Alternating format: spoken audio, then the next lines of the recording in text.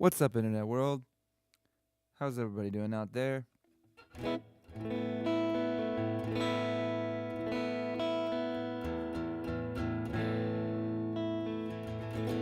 Trying to decide if I want to go with acoustic sound or a more.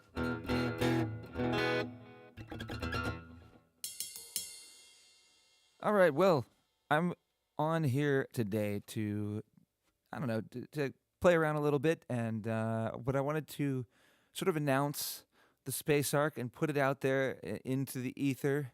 Also, just to see who's out there, who's on, and if anybody wants, I'm just gonna be here, available to play some music for you if you want, or talk about, I don't know, the weather, oh, whatever you want to talk about.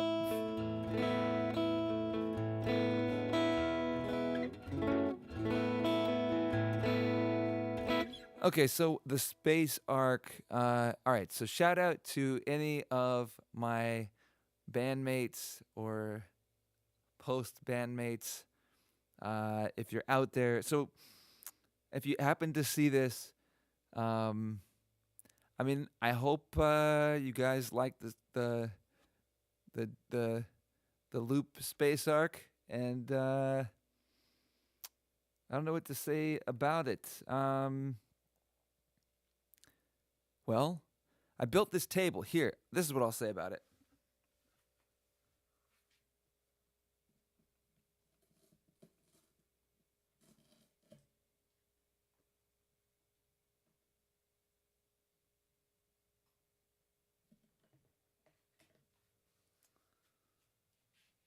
I need to work that out a little bit better.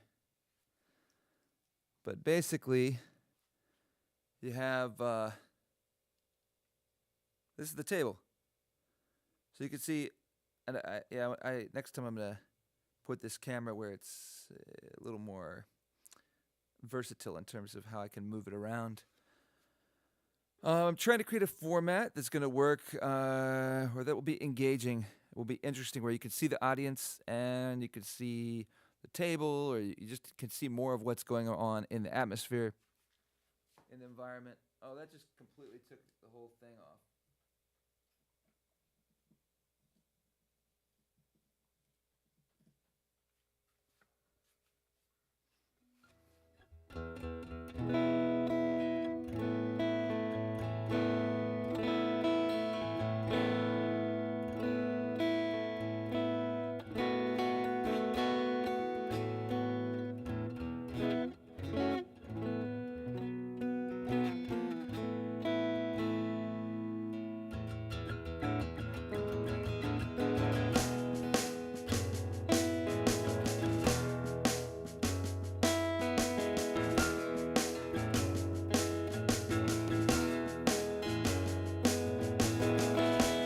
Science and atomic bombs, they make me feel so small.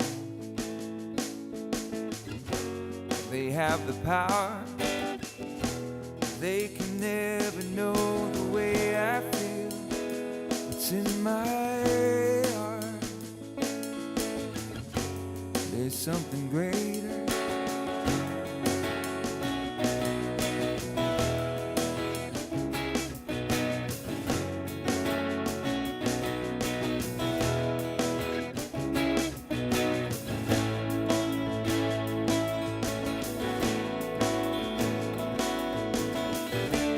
If you ever miss me, babe, if you ever miss me, babe, I'll always be right by your side. If you ever miss me, babe, if you ever miss me, babe, I'll always be right by your side.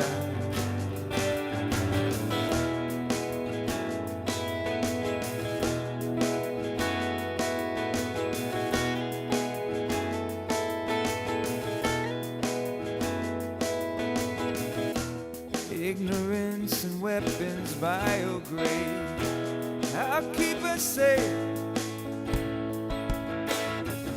I'll find a way. And I will never give you up. I'll be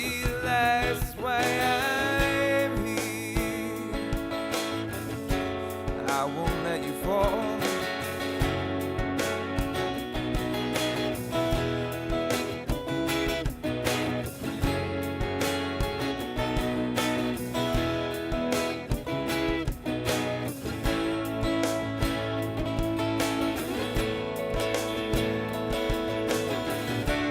If you ever miss me, babe, if you ever miss me, babe, I'll always be right by your side. If you ever miss me, babe, if you ever miss me, babe, I'll always be right by your side.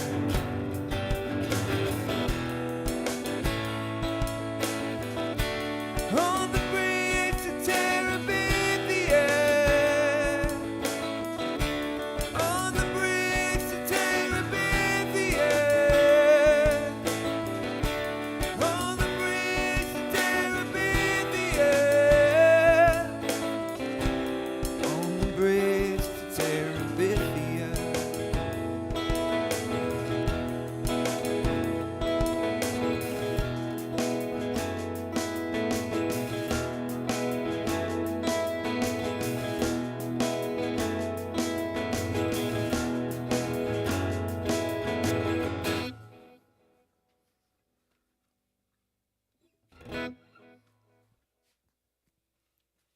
That's a song called Bridge to Terabithia, and that obviously, uh, in large part, uh, well, the title comes from the book, um, and and it kind of came to me in maybe not the most creative way, but I'd written a song, the gist of that song, and then I needed to write a bridge for it, and I hadn't thought about the bridge to Terabithia in probably 20 years or more, and then that thought just popped into my head when I was thinking about a bridge, which would make sense. And yes, and then that became the bridge to Terabithia.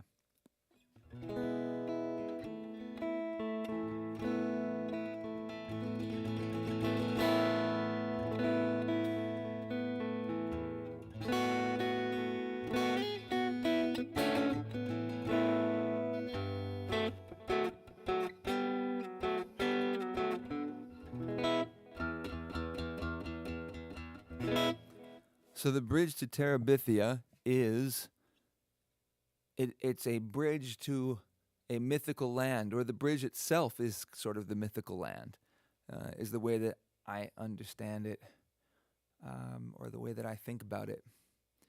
And this song is written with my wife in mind, and I've written a song in the past called Cancun.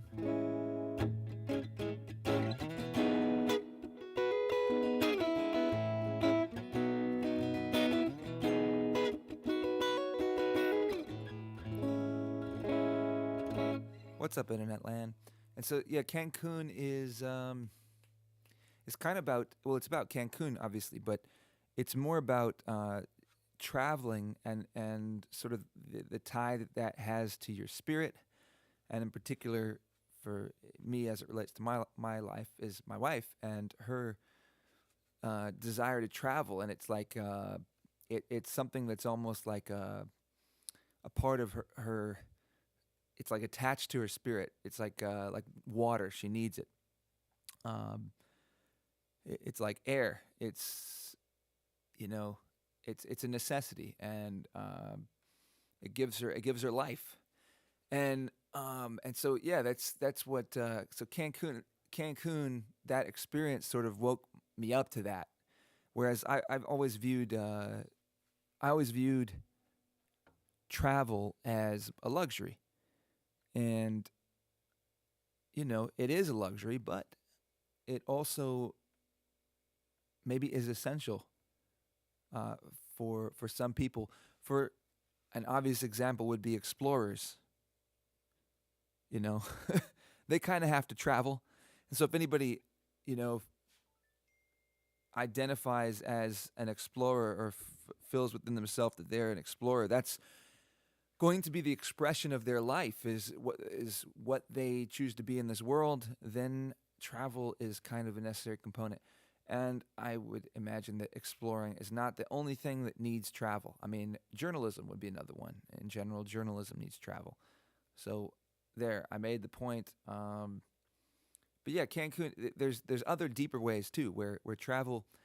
Like for me, when I traveled to Argentina and lived there for 7 months, it was being there and being immersed in the language there, which is Spanish is spoken there, and but it's a certainly a different way. It's spoken differently, and if you aren't aware of certain differences, you won't understand almost anything.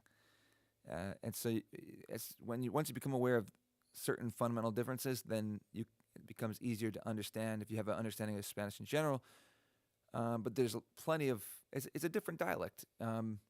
It's a different. It's almost it's not a different language, but it has aspects to it. But it's more when you just Spanish in general, or when you go to a place and you live in a place, it's like you're steeping in the culture, and you get a different, fuller perspective on what the language actually is, how it's actually used, the emotions that are wrapped up in the sounds. And so, travel could do that. And so it could be deeper than just a career or vocation. It connects to your spirit. And so Cancun, that's the song Cancun was that for me.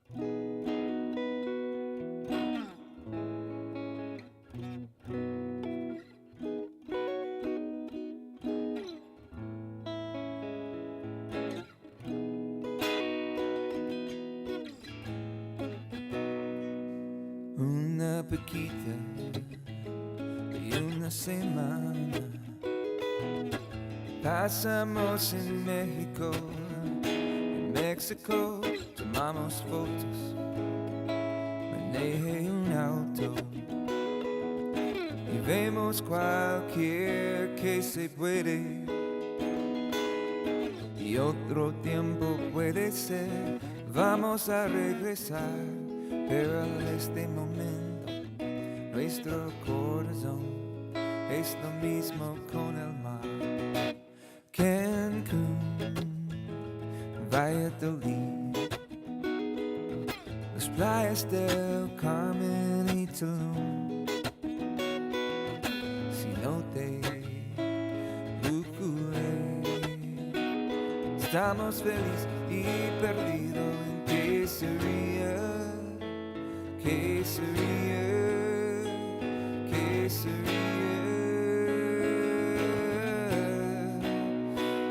Nosotros comimos comida tan buena,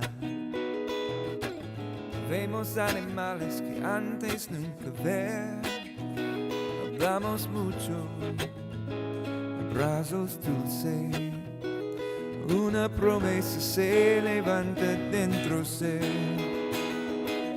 Cancún, Valladolid, las playas del Carmen y Tulum. Si no te procuré, estamos felices y perdidos en qué sería, qué sería, qué sería. Yo te amaría, yo te prometería que cosas estaría diferente desde este vez. Yo te abrazaría, yo te escucharía, las cosas en tu alma que quieren viajar a conocer. Cancún, Valladolid, las playas del Carmen y Tulum. Si no te procuré, estamos felices y perdidos. I will love you, I promise you. In my heart you will be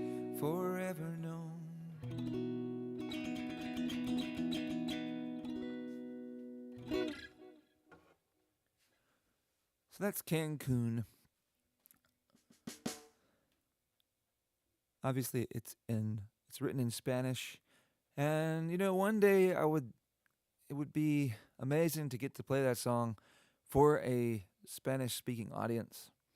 I've played for plenty of individual Spanish speakers in different audiences, and that's always great. And I've had one experience in particular where this one person was very engaged in the song and listened to all the words, understood all the words, and I could tell she really, really appreciated it.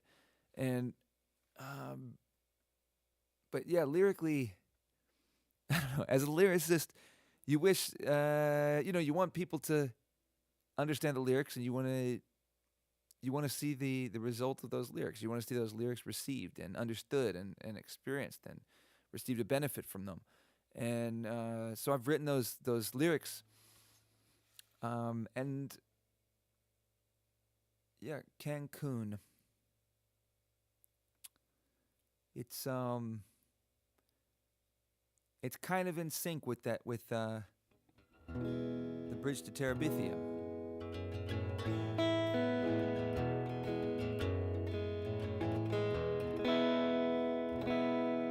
So the realization or the epiphany of, I guess that's a way to say it, of Cancun is that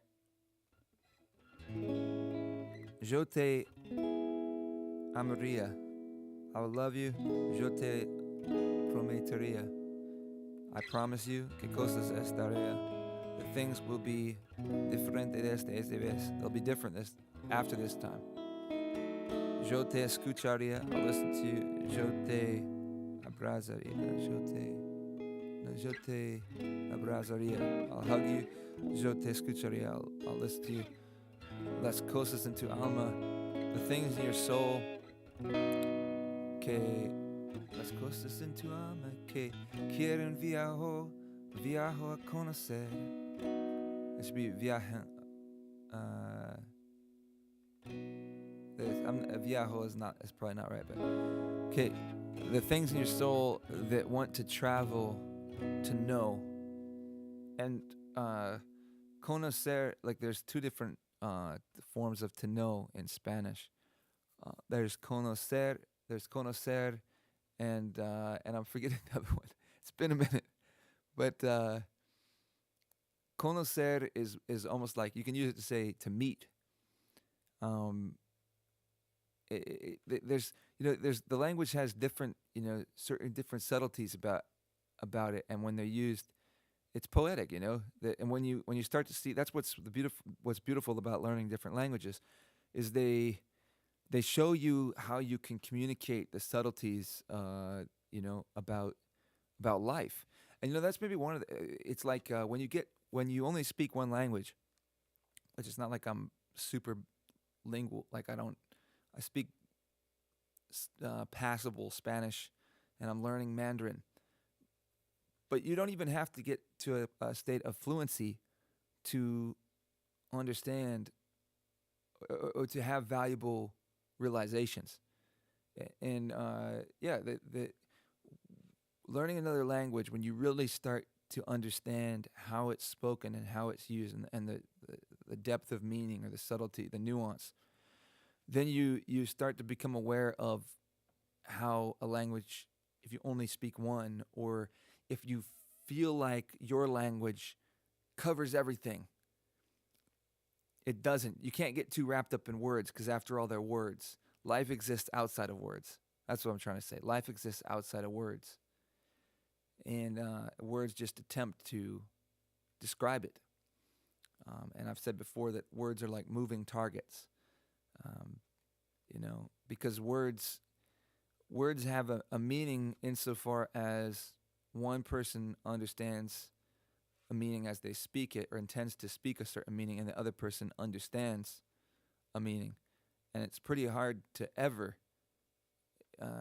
you're never going to perfectly communicate a meaning. There's a lot that we can get the gist of it across in a functional way. and even a very poetic and artistic way. But there's still subtleties that are always going to be lost or understood differently than what's intended. There's always going to be, you know, the transfer of information is never perfect. So, but yeah, language, it can teach you that. So Cancun. So Cancun is sort of the message of that is that realization that the things in your soul that need to travel to know Cancun and all these different places. Some level I would always be asking myself, like, you know, why do we need to go to these different places? Like, you know, I'm fine with life where I am now. I don't feel I've seen different places. I don't feel like I need to go travel, but there's places in your soul that maybe need to explore and need to travel, and then you know these places, and the places, they take on a whole new meaning, and maybe that's part of it too. Is you know, I have a certain idea of what Cancun is before I went, and now I have a very different idea. You know, I had plenty of sort of a valid understanding of what it was based on, you know, the way people describe it or what you see, what you hear. But then when you actually go there, there's a lot more there than you know, maybe meets the eye or gets talked about, and it's pretty cool. So the bridge to Terabithia is sort of like Cancun in a way, but the bridge to Terabithia as a song is more about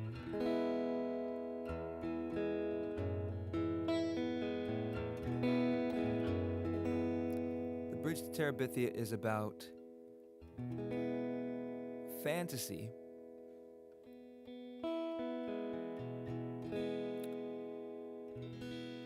The bridge to Terabithia is a bridge to somewhere. It's a bridge to this imaginary utopia or something. It's a bridge to heaven or something. And the way I finally started to understand it is more. It's more the choice to dream, the choice to take risks, the choice to have faith, the choice to do those kinds of things, and when you do that, you're on the bridge to Terabithia, and the bridge to Terabithia, the bridge to wherever that place is, that's really the magical place. Is that that the journey or the exploration, the travel, the movement itself, that choice to go see, to go discover. When you're on the bridge to discovery, that's actually the magical place itself, and so that's what this song is talking about. Fears, concerns about what's going on in the world, and legitimate things that are just nutty about the world we live in, and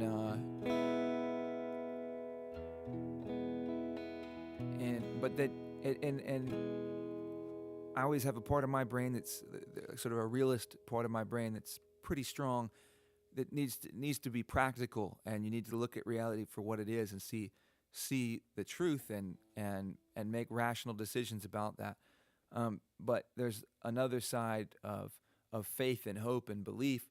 These things all they are real, and they're part of what inspire or arise the future. The future unfolds from these hopes and these dreams, and a lot of the future comes from that, whether they're positive hopes and dreams or negative hopes and dreams. The future unfolds from those in large part. And so it's being on the bridge to Terabithia is you know, maybe some people would say it's childlike, it's a delusion, it's immature, it's naive. In another way, maybe it's essential. It's the most important. So that's what that song is kind of about. And it's saying, ignorance and weapons biodegrade. I'll keep us safe.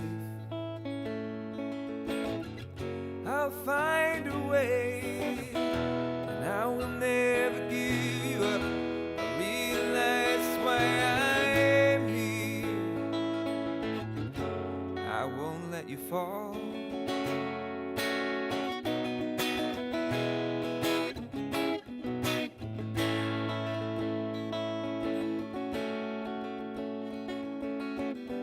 And if you ever miss me, babe, if you ever miss me, babe, I'll always be right by your side. If you ever miss me, babe, if you ever miss me, babe, I'll always be right by your side.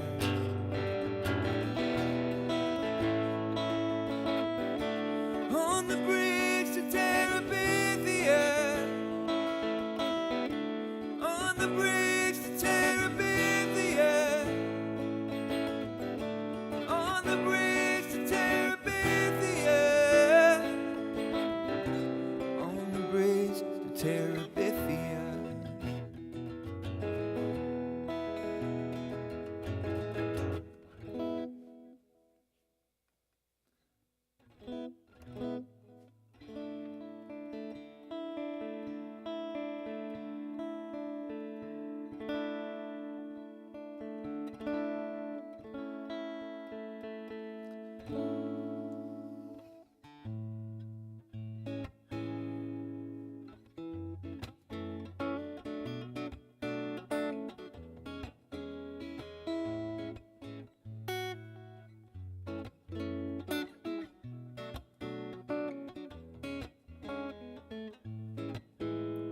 Seems like there will be good times ahead.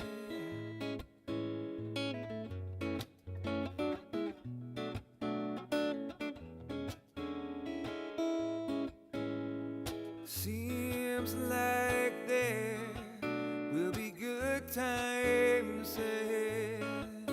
Yeah, yeah, yeah.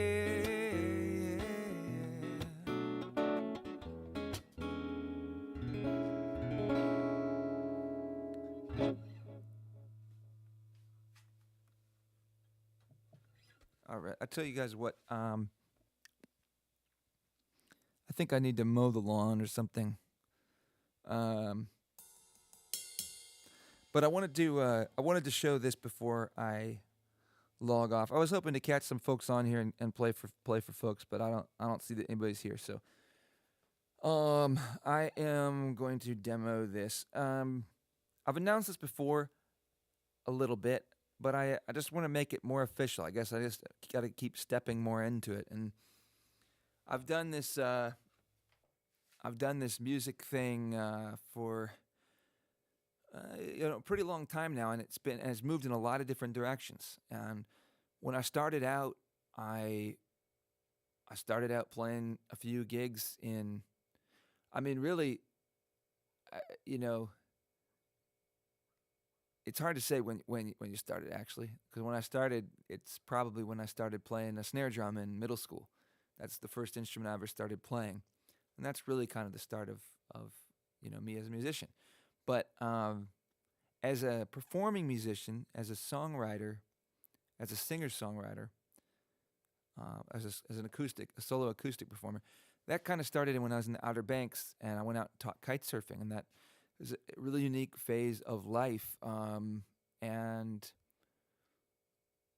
I did that. I drove out to LA. I did that. I mean, I've told these stories. Try to think what's the next thing to say here. Like, what's the important thing here? So, I guess I'm just saying that I've done a lot of different things. I did the tour where I bought a van. I drove all around. I did the solo acoustic, songwriting, and then since coming to Charleston, I started doing lots of bars and farmers markets and weddings and corporate events, and I really went full steam into being more of a cover gig player and doing solo acoustic gigging, playing lots of covers. Whereas in the Outer Banks, when I first started, I was playing a lot of originals and covers. And it's been such an interesting journey. It's been, to use that word, that fun word, journey. it really has been a really interesting journey, and I feel like I've learned so much about performance and so many sort of misconceptions that I had going in. There's so much that I can offer to illuminate, you know, sort of bad ways of thinking. Like one of the things that people talk about is like, people there's a ratio of covers to originals, and people talk about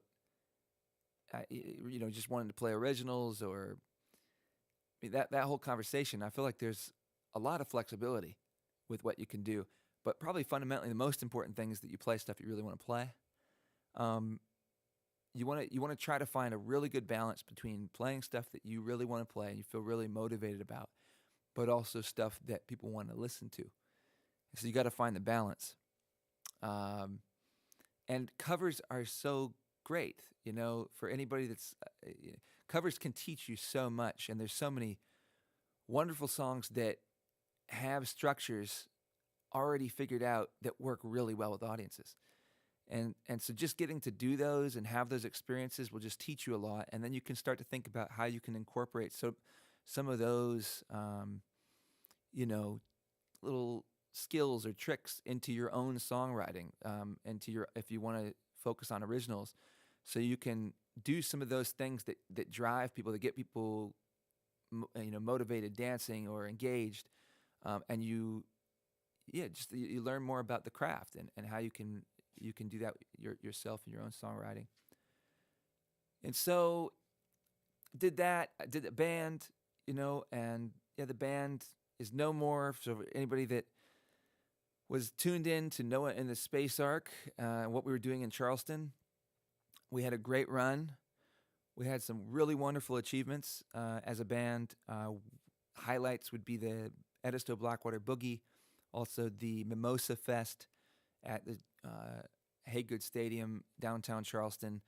That was the ultimate highlight to me, because we had a just wonderful audience. There were like 5,000 people that were in that Mimosa Fest, 5,000 to 6,000, I think is what they said. And we had so many people that came and were part of the music experience, and it was almost overwhelming because and people came up on stage and gave speeches, and it was kind of during a lot of the COVID time and some of the BLM stuff, and it was just such a wonderful moment for the band. It's like the vision of the band of Noah and the SPACEARK is, I'm not trying to bring animals, giraffes and birds on. It's a spiritual arc. Which coincidentally, ARC actually stands for Audio Routing Kit, and so that's what I've got here. If you can maybe kind of see it, but what this is now, we have all these sounds.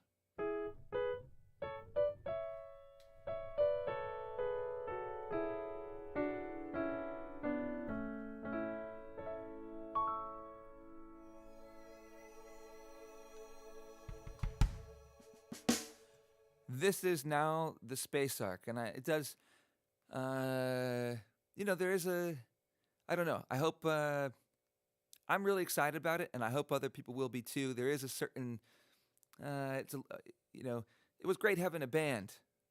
It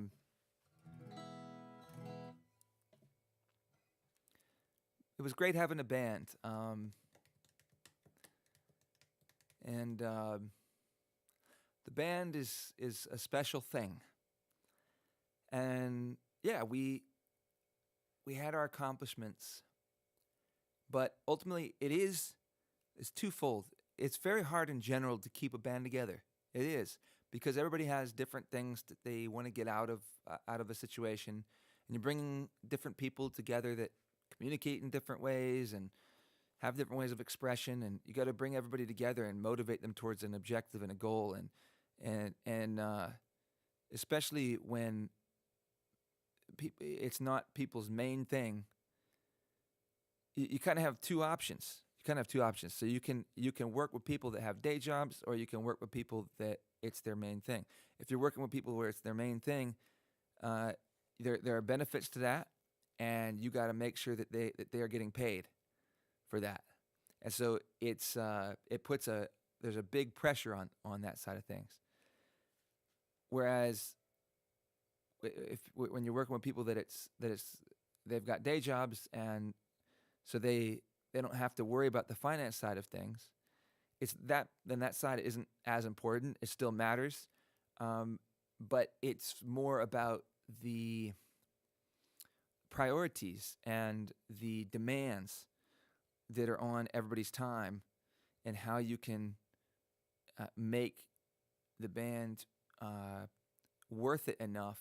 How you can organize everything so that it's worth it for everyone, and it can be enough of a priority. It can be enough of a motivation that you can get to the level that you need to get to in terms of the musicianship and the performance and all that kind of stuff.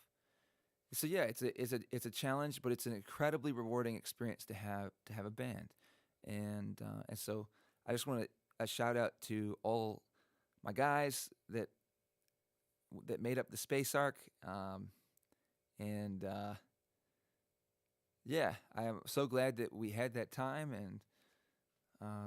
and so we're moving forward with the new SPACEARK, which is a loop table.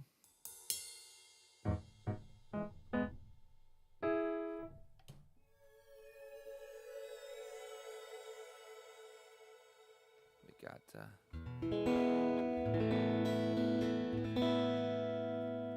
and I've got one other thing that's not quite set up here, but you can see here. This is a Bluetooth harmonica, and I just need to turn it on, turn the program on.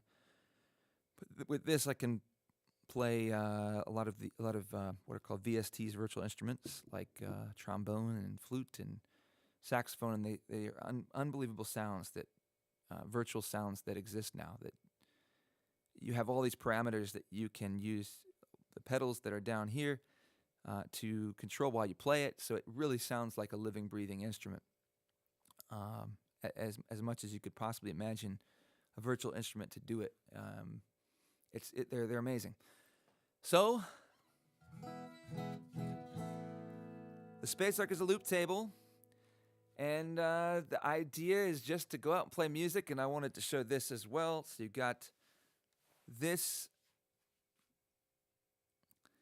Here's maybe some of the most fun aspects of this table. One of the things I'm very much looking forward to about this, so I'm planning to go to the city market, and probably just need to go ahead and pull the trigger on that, and see if Karen will let me be down there way too much. But I need to have consistent places to play where I have the freedom to work stuff out and develop. For a long time, I've been okay with the music being or being more background music. When I first started out, that's not the way it was. I was playing open mics, and I was doing lots of originals, and you get to be kind of the focal point. And I got to play songwriter events and featured spots at open mics, and I would do gigs where, like, one of my gigs was at the 5 o'clock wine bar back in Long Beach. Now it's the Marina Wine Bar, and I would create these more interactive environments where people were engaged, and I would have communication with the audience. Whereas since I've been in Charleston, almost everything I do is less interactive, and there's less engagement. But that also would be really interesting to understand, to what degree, because I'm sure this is true, to what degree is that cultural a difference between people in LA and people in Charleston? But also, to what degree is it maybe not generational, but sort of, maybe pre-COVID, post-COVID?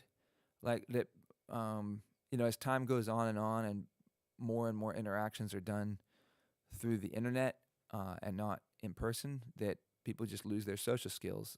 They're not as willing to be outgoing in public. And so to some extent, maybe that has to do with it, but to a varying degree. But that's, I guess, what I need to go discover is by taking this thing out there and going and working out on it. So yeah, some of these, as you can see on the screen, These cameras aren't on anything in particular. I've got this camera here, that maybe shows kind of a landscape view. And there's two other cameras that are just sort of pointing out where, when I take this out and perform live, you'd have the audience out there. And so people can engage with those cameras. But there's, the thing I'm trying to say is I want to make it really interactive. So it needs to be interactive. I got a lot of busking experience with Robbie Ravenwood and Nathan Douglas and Robbie Ravenwood and the Funhouse Porcupines. And busking is such a wonderful thing to do. If you don't busk, or you think it's beneath you, or whatever, busking is one of the best ways to practice, and it's a great challenge, and it's just great. It's so wonderful that we can busk. That if you don't have a gig, you can just go have a gig anywhere. As long as they don't kick you out, you can just go set up somewhere and have a gig, and you don't have a guaranteed amount that you're getting paid, but you'll probably make something, and that kind of has to do with you. It all kind of rests on you, and it's such a wonderful thing to do because when you first ever go busk, you can have. The results are so much to do with you, and you just got to learn how to be successful, and picking a good spot is really important. Busking.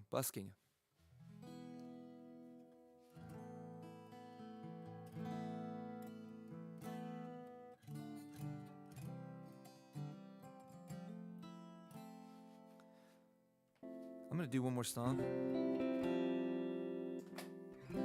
before I go.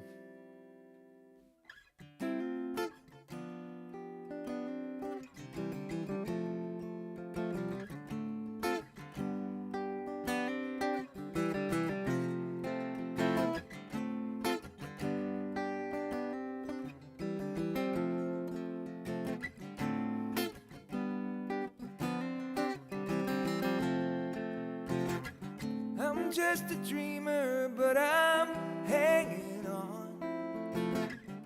Though I am nothing big to offer,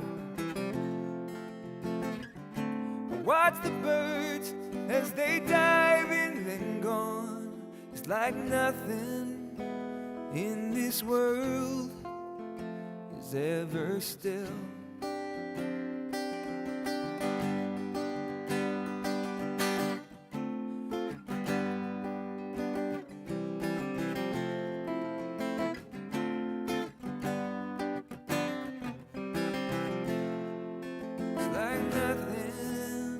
In this world is ever still.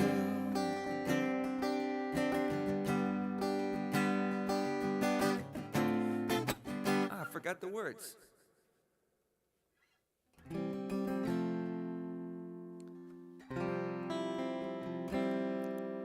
What is it?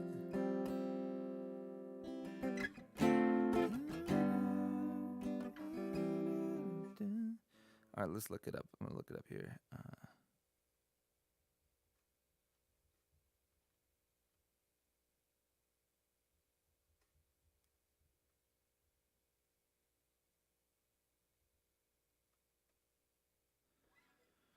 It is, yeah. I'm just a shadow of your thoughts in me. The sun is setting, shadows growing. Cast figure will turn and then gone. It's like nothing in this world ever sleeps.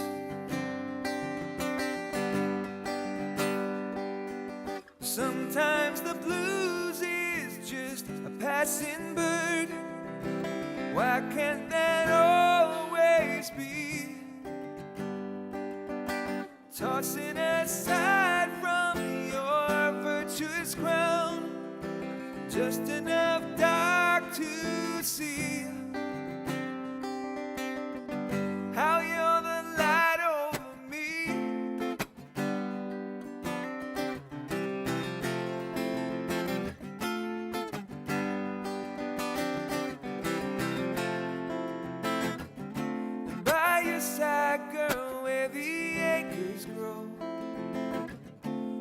into the strong and stunted meadow.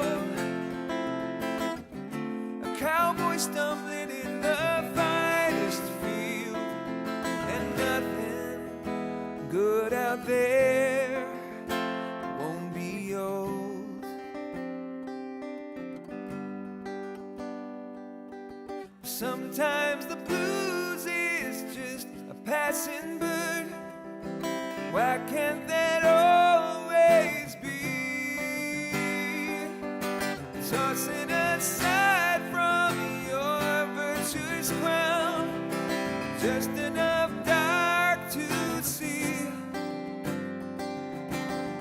how you're the light over me.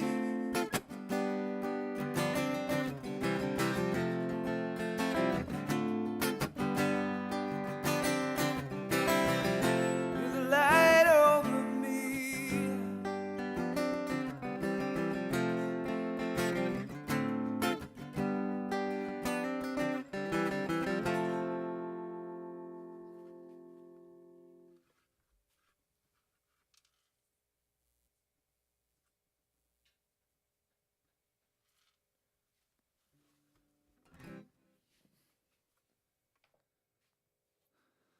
All right, so before I sign off here, I wanted to show this. So I've got the scoreboard, and the scoreboard might change. I've got some stat. I mean, the scoreboard will change. I don't know necessarily what exactly the right stats would be, what they're going to be, but I thought it'd be fun to have some scores that we can achieve. And so I don't know if I'm gonna set goals. I don't know. It's gonna have to evolve. But I've set some buttons here, and I will show you these buttons.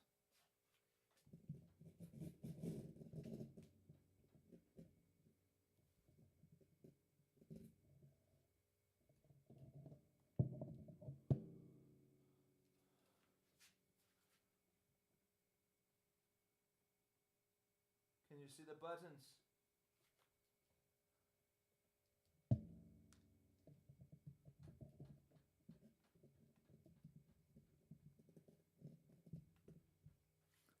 I gotta work out the cameras a little better, but if you could see the buttons, there's these. They look like arcade buttons, and well, here's how they sound. Let's go.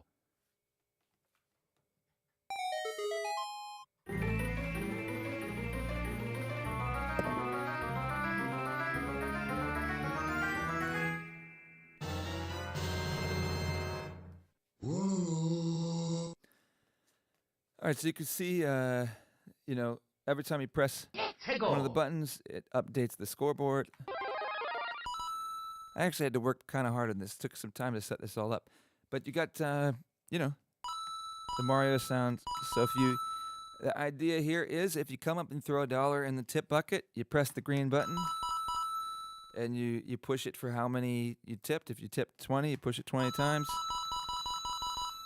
and you add, you get to make these sounds through the PA. My favorite sound is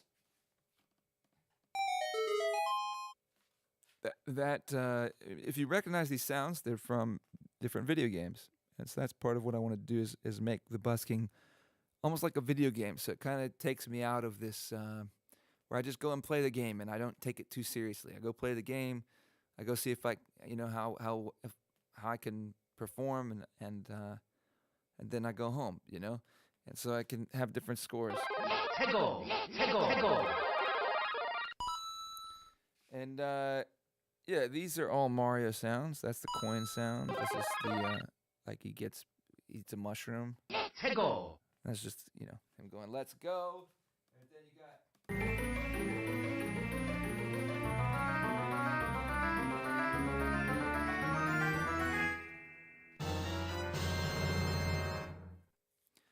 That's the treasure chest opening from Zelda Ocarina of Time, which is one of the greatest games that was ever made. In my opinion, it's the greatest game that's ever made. I just feel like, I'm sure people disagree with that, but to me, that's the best game that was ever made. Because it's just, I don't know, it's like Like I actually want to go get an N64 and get that game again just so I can play it. And I'll just like lose a whole week just playing that game. Um, it's almost like there's no game that I identify more with my childhood than Zelda Ocarina of Time. I don't know. Such a I don't know how to describe it. It's a beautiful game. And so that's the opening the treasure chest from Zelda Ocarina of Time. That's like a secret in Ocarina of Time. If you opened a secret door or something, or you did the right thing, might something happened, a secret thing happened, then it make that noise.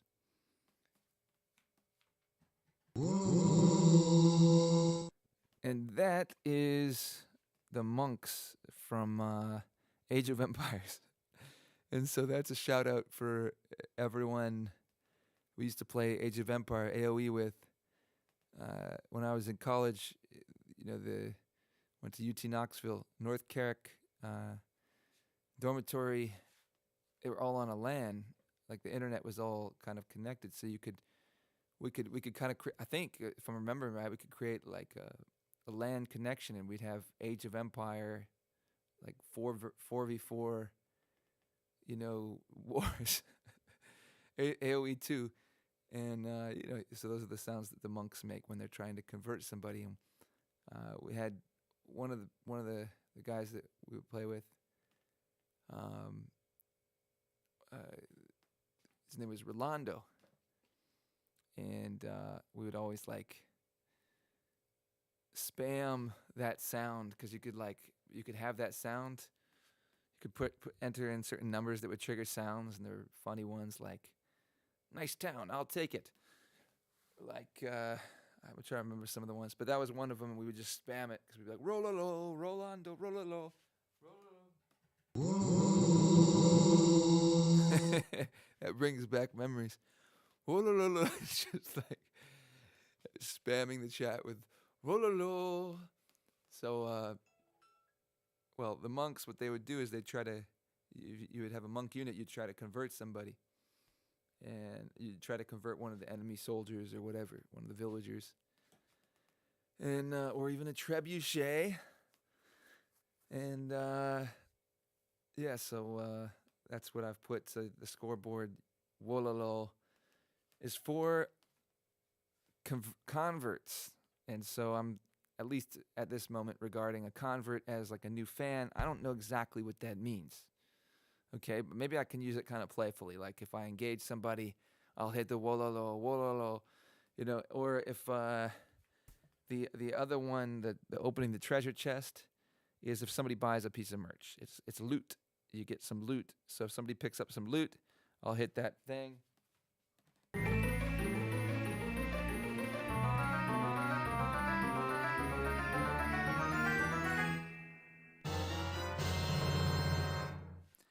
And I'm putting a ship wheel on the side here of the SPACEARK.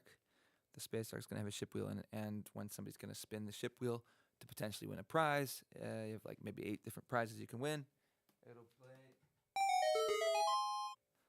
It'll play the Zelda thing. So tips. That's subscriber. Let's go is like I don't remember. Song request. Get a song request. Let's go. So that's the SPACEARK.